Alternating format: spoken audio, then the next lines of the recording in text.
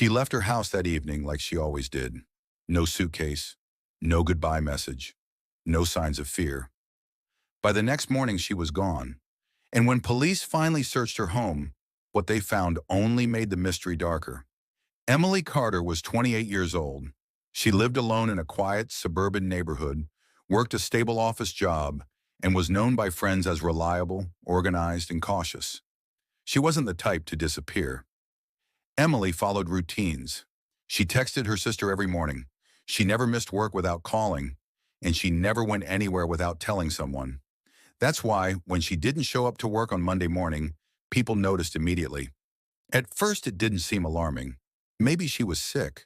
Maybe her phone died. But by the end of the day, no one had heard from her. And that's when things stopped making sense. The last confirmed sighting of Emily Carter was on Sunday evening. At 6:42 p.m., a neighbor's security camera captured her locking her front door and walking toward her car. She was wearing jeans, a dark jacket, and sneakers. Nothing unusual. No bag, no visible stress. At 6:57 p.m., she sent a short text to her sister. "Running out for a bit. Talk later." That message would become the last confirmed contact she ever made. Her car, however, was never seen leaving the neighborhood. No gas station cameras, no traffic cameras, no toll records. It was as if Emily had vanished between her front door and the street. But this wasn't the strangest part of the case. When police entered Emily's house the next day, they expected to find clues. Instead, they found order. Her bed was made, her laptop was closed and plugged in. Her wallet, keys, and phone charger were still inside. Nothing appeared stolen. There were no signs of a struggle, but one detail immediately stood out. Her phone was missing. Emily never went anywhere without it. Friends described her as glued to her phone, especially at night. Yet it was gone. Police expanded the search. They checked nearby woods, empty lots, and local businesses. Nothing.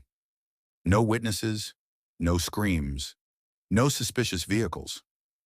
By day 3, the case officially became a missing persons investigation. And then a strange discovery shifted everything. 4 days after Emily disappeared, her phone briefly turned on.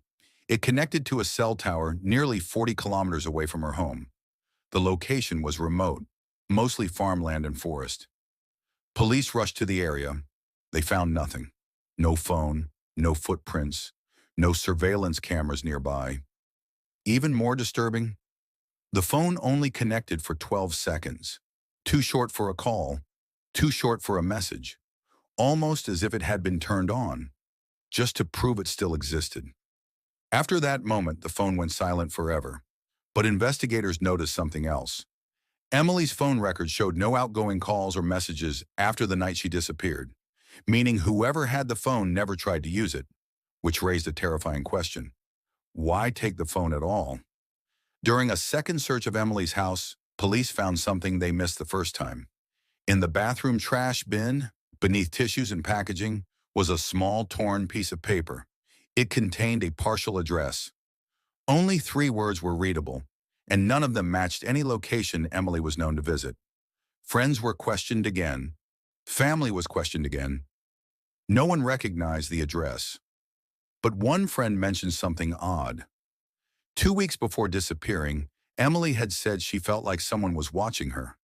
At the time, everyone brushed it off as anxiety. Now it didn't feel so harmless. Nearly 3 months later, a hiker found something deep in the woods near the location where Emily's phone had pinged. It was a jacket. Emily's jacket. Inside the pocket, police found a receipt. The timestamp showed it was printed 2 days after Emily disappeared. The store was over 100 kilometers away, which meant one thing. Emily, or someone with her belongings, had traveled far after her disappearance. But here's the part that still haunts investigators. The receipt showed only one item purchased, a prepaid phone. To this day, Emily Carter has never been found. No body, no suspect, no explanation. Her bank accounts were never used. Her social media was never accessed. The prepaid phone was never activated. Some believe she was abducted. Others believe she left voluntarily. But those who knew her say that theory makes no sense. Emily had plans. She had goals.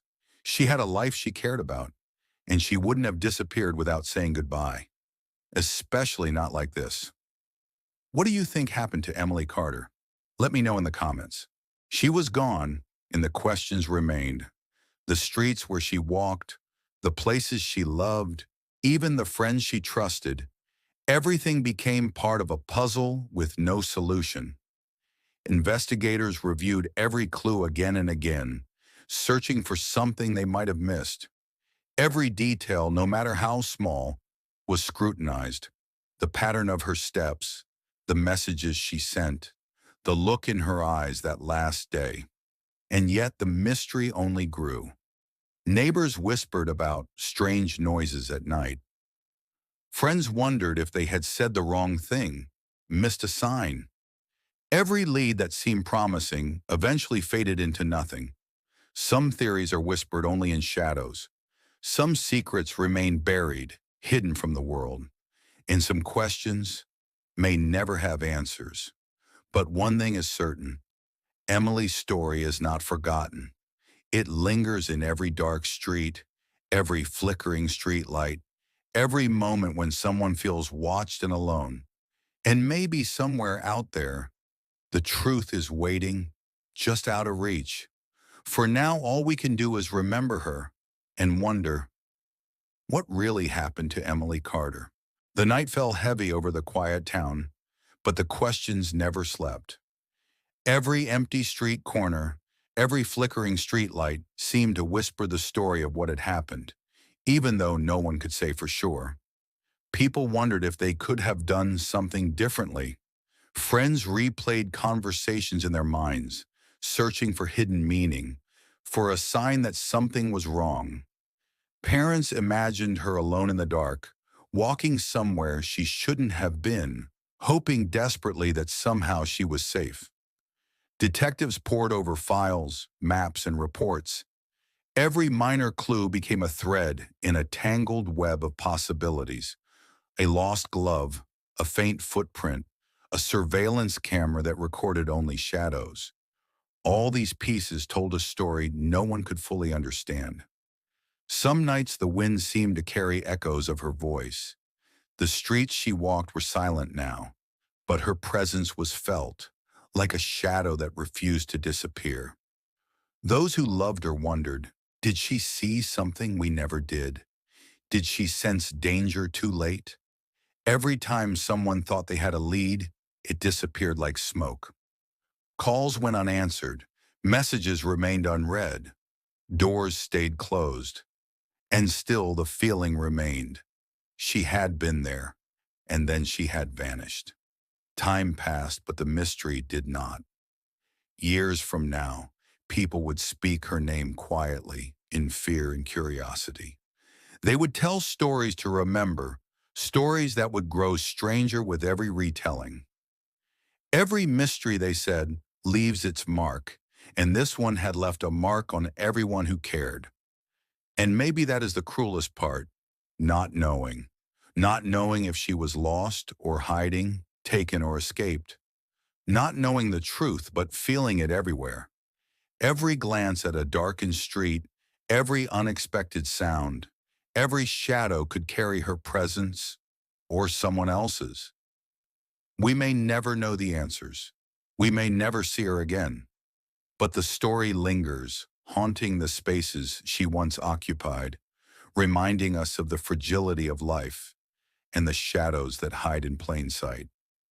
So we remember Emily Carter, not just as a missing person, but as a story that refuses to end. And we ask ourselves, what would you do if you were the one left with only questions, searching for answers that might never come?